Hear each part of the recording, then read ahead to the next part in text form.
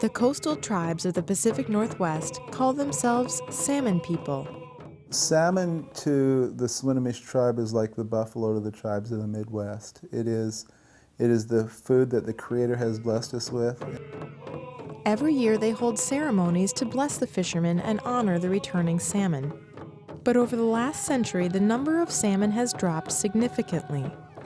5 populations in the Pacific Northwest are listed as endangered, including the prized Chinook salmon. Can you imagine 200 years ago what it was like to be out here? Brian Cladoosby is chairman of the Swinomish Indian Tribal Community, which sits at the mouth of the Skagit River. His people have fished the shores of Puget Sound since time immemorial. There was salmon in that slough 365 days out of the year. Throughout the cycle of the year, there was a different salmon that was occupying those waters. Fish were still plentiful in 1855, when Cladoosby's great-great-grandfather put his X on a treaty, trading away most of their land in exchange for securing the rights for Swinomish people to continue to fish, hunt, and harvest shellfish in their historic grounds.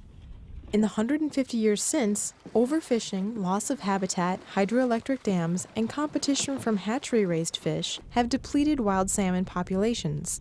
Low returns have forced tribes to reduce their fishing to a short window. This year we got 3 days for the whole year to fish Chinook. And now there's another threat: climate change. Rising temperatures, changing rain and snow patterns, and more hostile ocean conditions all threaten the Northwest salmon.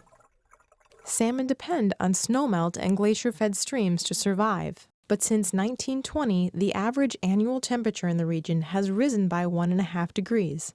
According to the U.S. Geological Survey, that slight rise in temperature caused the nearby South Cascade Glacier to shrink to half what it was a century ago. Hydrologist and University of Washington professor Alan Hamlet says the loss of snowpack in glaciers has many consequences.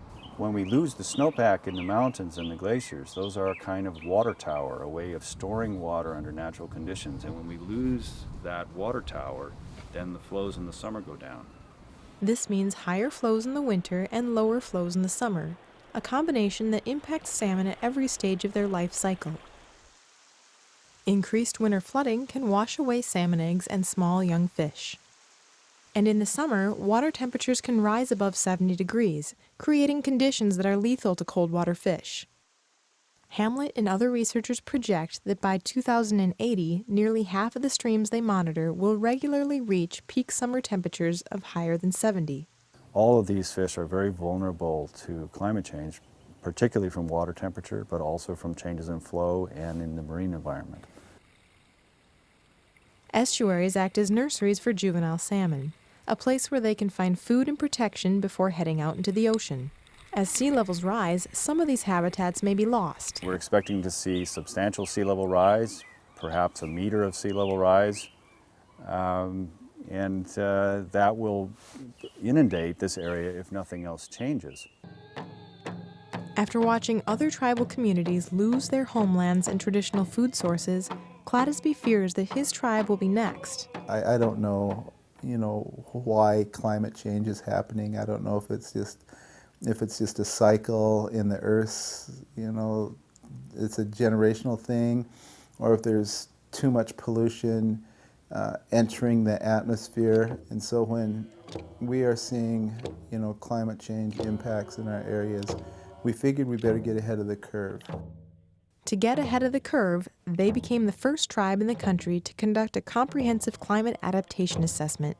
It melds their direct observations of the natural world with top scientific research. Billy Frank Jr. is chairman of the Northwest Indian Fisheries Commission.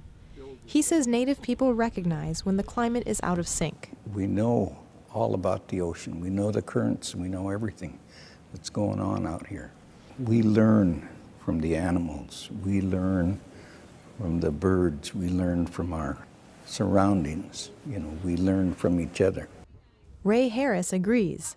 He's a fisherman with the Chemainus First Nation on Vancouver Island. Traditional knowledge is like on-the-ground stuff. It's not a theory. From observing and testing and catching and eating, We know how the state of the resource is. It's not that we take a piece of it and send it back east to get tested in some test tube. We put it on the table and we feed our people.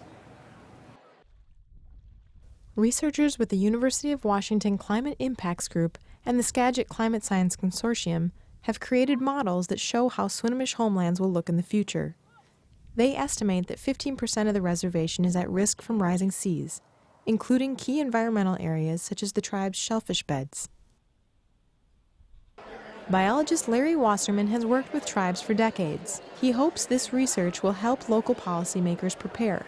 And really the issue that I believe will affect the tribe's natural resources and other folks' responses to climate is their ability to understand climate change in their backyard. And much of the science work that's being done is being done at a regional scale or a global scale. And so it doesn't become usable to local communities. That's where it needs to start. While studies show that Native people face a greater risk from shifts in climate, Hamlet thinks they are also uniquely qualified to cope. The interesting thing is that the tribes are maybe better positioned to take that long sustainability viewpoint. We often, hear about the tribes planning for 7 generations ahead. That's about the right time scale for sea level rise planning. Tribes may not be able to prevent the seas from rising or the climate from changing, but they may be well positioned to lead the way when it comes to protecting salmon. And Cladoosby believes the young people in his community are ready to take on that long-term challenge. We are slowly starting to get back, one generation at a time, that knowledge of treating the environment as a brother or as a sister, and that all living and non-living things live together here on this earth. And when you impact one, you impact the other. So we're slowly starting to see the younger generation become aware of, Mother Nature, become aware of the environment, and making sure that it is up to us to make sure that we do not continue the practices that occurred in the last 100 years. Billy Frank says there's not really a choice. Change, make it happen, do something, and let's do it. We're running out of time, and so we got to make a change. A change for themselves and a change for the next 7 generations.